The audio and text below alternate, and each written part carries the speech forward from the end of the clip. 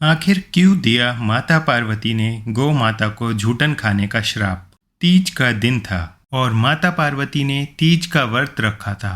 लेकिन जब पार्वती माता के व्रत खोलने का समय हुआ तब भगवान शिव को उनके साथ थोड़ी हंसी ठिठोली करने का मन हुआ और माता पार्वती को चिढ़ाने के लिए कहीं छिप गए। अब माता पार्वती के व्रत खोलने का समय था, इसलिए वह भगवान शिव को ढूंढ रही थी।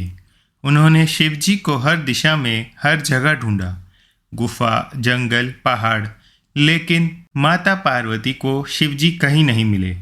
और अंत में थक हार कर माता पार्वती एक खाली मैदान में बैठ गई और शिव जी के आने का इंतजार करने लगी। समय बीतता गया लेकिन भोलेनाथ नहीं आए। फिर माता पार्वती ने सोचा कि भगवान शिव तो सारी सृष्टि के नाथ है, उन्हें कहा क्या हो रहा है सब पता होता है और ऐसे में वह पार्वती माँ को पूजा करते हुए भी जरूर देख लेंगे और अपने आप ही प्रकट हो जाएंगे। यही सोचकर माता पार्वती ने एक मिट्टी का शिवलिंग बनाया और उसकी पूजा करने लगी। और जैसे ही पार्वती माता ने सोचा था वैसे ही भगवान शिव यह सब कुछ अदृश्य होकर देख रहे थे और मन ही मन मुस्कुरा रहे थे। और जैसे ही माता पार्वती की पूजा संपन्न हुई, शिव जी वहाँ प्रकट हुए और माता पार्वती को चिढ़ाते हुए बोले, देवी आपने तो अकेले ही पूजा कर ली, आपने मेरी प्रतीक्षा भी नहीं की।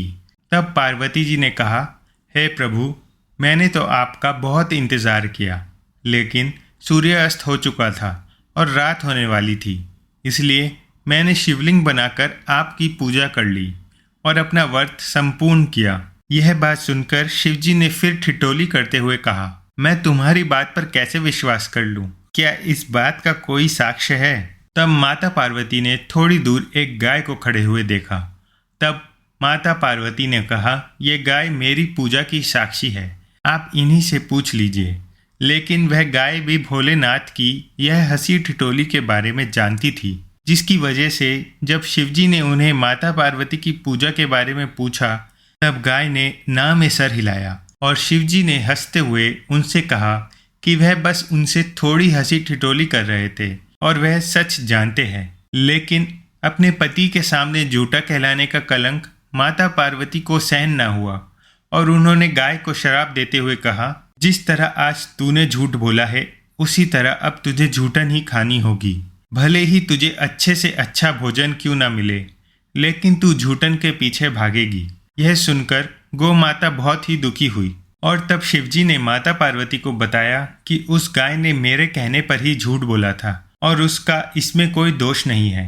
यह बात सुनकर माता पार्वती को अपने श्राप पर बहुत दुख हुआ और उन्होंने गौ माता को यही आशीर्वाद दिया कि वह दिव्य जन्मा है और उनके सभी गुण जैसे है वैसे ही रहेंगे, लेकिन उनका दिया गया श्राप अब नहीं टल सकता। तो दोस्तों, कैसी लगे आपको ये कहानी, हमें कमेंट में ज़रूर बताएं और जाने से पहले ओम नमः शिवाय लिखना ना भूलें। धन्यवाद।